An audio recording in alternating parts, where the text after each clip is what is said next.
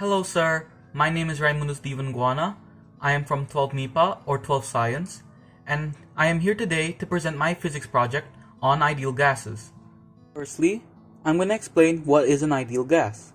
An ideal gas is a theoretical gas composed of many randomly moving point particles that are not subject to interparticle interactions. The ideal gas concept is useful because it obeys the ideal gas law, a simplified equation of state, and is amenable to analysis under statistical mechanics. To understand what an ideal gas is a bit further, I'm now going to explain about the ideal gas laws. The ideal gas law, also called the general gas equation, is the equation of state of a hypothetical ideal gas. It is a good approximation of the behavior of many gases under many conditions.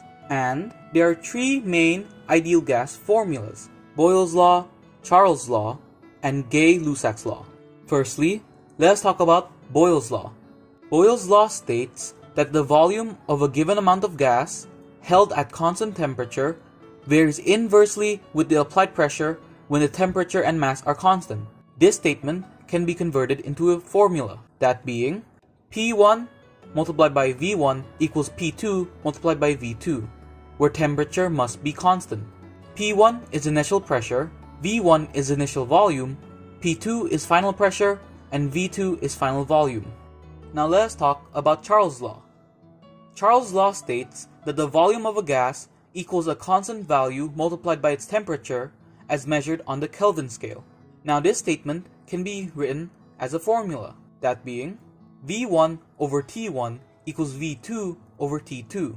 And we can rearrange this formula to make it V1 multiplied by T2 equals V2 multiplied by T1, where pressure must be constant. V1 is initial volume, T1 is initial temperature, V2 is final volume, and T2 is final temperature. Lastly, let us talk about Gay-Lussac's Law. Gay-Lussac's Law states that the pressure of a given amount of gas held at constant volume is directly proportional to the Kelvin temperature. This statement can be converted into a formula, that being P1 over T1 equals P2 over T2, which can be rearranged into P1 multiplied by T2 equals P2 multiplied by T1, where volume must be constant. P1 is initial pressure, T1 is initial temperature, P2 is final pressure, and T2 is final temperature. Now, let us move on to a practice problem. If a gas at 25 degrees Celsius occupies 3.6 liters at a pressure of 1 atmosphere, what will be its volume at a pressure of 2.5 atmosphere? From this question, we can surmise that we have pressure and volume, and we can tell that temperature is constant, so we can use Boyles' Law. Plugging the numbers into Boyles' Law, we get 1 atmosphere multiplied by 3.6 liters equals 2.5 atmosphere multiplied by X, where X symbolizes V2, which is the final volume.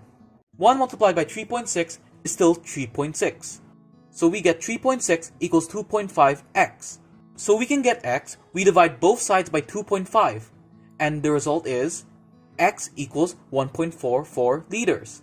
So the volume at a pressure of 2.5 atmosphere is 1.44 liters. Well, this is the end of the video. Thanks for watching.